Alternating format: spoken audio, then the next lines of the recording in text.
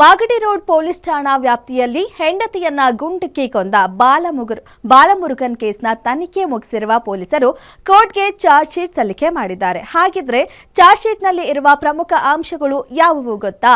ಇಲ್ಲಿದತ್ರ complete details.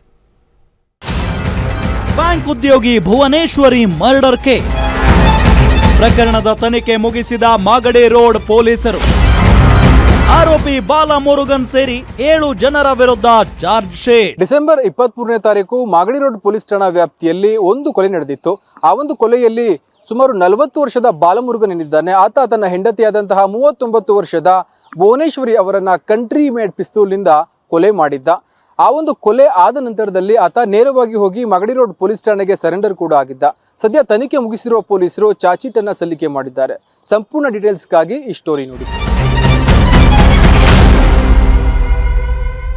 ಹೌದು, December 23ರಂದು ನಡೆದಿದ್ದ ಈ ಭೀಕರ ಕೊಲೆ ಪ್ರಕರಣದ ತನಿಖೆ ಈಗ ಅಂತಿಮ ಘಟ್ಟ ತಲುಪಿದೆ. 39 ವರ್ಷದ ಬ್ಯಾಂಕ್ ಉದ್ಯೋಗಿ ಭುವನೇಶ್ವರಿಯನ್ನ ಆಕೆಯ ಪತಿ ಬಾಲಮುರುಗನ್ ಗುಂಡಿಟ್ಟು ಹತ್ಯೆ ಮಾಡಿದ್ದ. ಕೃತ್ಯದ ಬಳಿಕ ತಾನೇ ನೇರವಾಗಿ ಮಾಗಡಿ ರೋಡ್ ಪೊಲೀಸ್ ಠಾಣೆಗೆ ಹೋಗಿ ಶರಣಾಗಿದ್ದ. ಸದ್ಯ ಪೊಲೀಸರು ಈ ಪ್ರಕರಣದ ತನಿಖೆ ಪೂರ್ಣಗೊಳಿಸಿ 495 ಪುಟಗಳ ಬೃಹತ್ ಚಾರ್ಜ್ ಶೀಟ್ ಅನ್ನ ನ್ಯಾಯಾಲಯಕ್ಕೆ ಸಲ್ಲಿಸಿದ್ದಾರೆ. ಈ ಚಾರ್ಜ್ ಶೀಟ್ನಲ್ಲಿ ಒಟ್ಟು 7 ಜನರ ವಿರುದ್ಧ ಆರೋಪ ಪಟ್ಟಿ ಸಲ್ಲಿಕೆಯಾಗಿದೆ. ತನಿಖೆಯ ವೇಳೆ ಬಯಲಾದ ಸತ್ಯವೇನೆಂದರೆ, ಬಾಲಮುರುಗನ್ ಮೊದಲು ಸುಪಾರಿ ನೀಡಿ ಹೆಂಡತಿಯನ್ನ ಕೊಲ್ಲಿಸಲು ಪ್ಲಾನ್ ಮಾಡಿದ್ದ.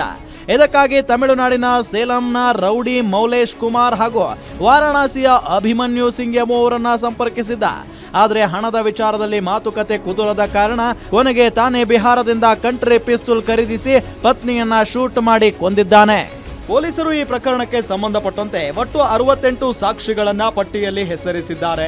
A1 Balamurugan, A2 Abhimanyu, A3 ಮೌಲೇಶ್ ಸೇರಿದಂತೆ ಒಟ್ಟು 7 ಮಂದಿಯ ಹೆಸರು ಚಾರ್ಜ್ ಶೀಟ್ನಲ್ಲಿದೆ.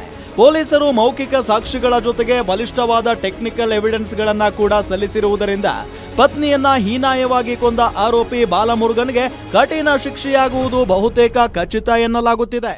ಹೌದು, ಇನ್ನೇನು ಆರೋಪಿಗೆ ಶಿಕ್ಷೆ ಆಗುವ ಒಂದು ಸಮಯ ಹತ್ತಿರ ಬರ್ತಾ ಇದೆ ಅಂತಾನೆ ಹೇಳ್ಬೋದು. ಯಾಕಂದ್ರೆ ಸುಮಾರು 495 ಪುಟದ ಚಾರ್ಜ್ ಶೀಟ್ ಅನ್ನ ಆರೋಪಿ ಬಾಲಮುರುಗನ್ ಸೇರಿ ಒಟ್ಟು 7 ಜನರ ವಿರುದ್ಧ ಸಲ್ಲಿಕೆ ಮಾಡಲಾಗಿದೆ. ಹೀಗಾಗಿ ಟೆಕ್ನಿಕಲ್ ಎವಿಡೆನ್ಸ್ ಕೂಡ ಸಾಕಷ್ಟು ಸ್ಟ್ರಾಂಗ್ ಇರುವ ಹಿನ್ನೆಲೆಯಲ್ಲಿ ಆರೋಪಿಗೆ ಶಿಕ್ಷೆ ಆಗುವುದರಲ್ಲಿ ಯಾವುದೇ ಅನುಮಾನವಿಲ್ಲ.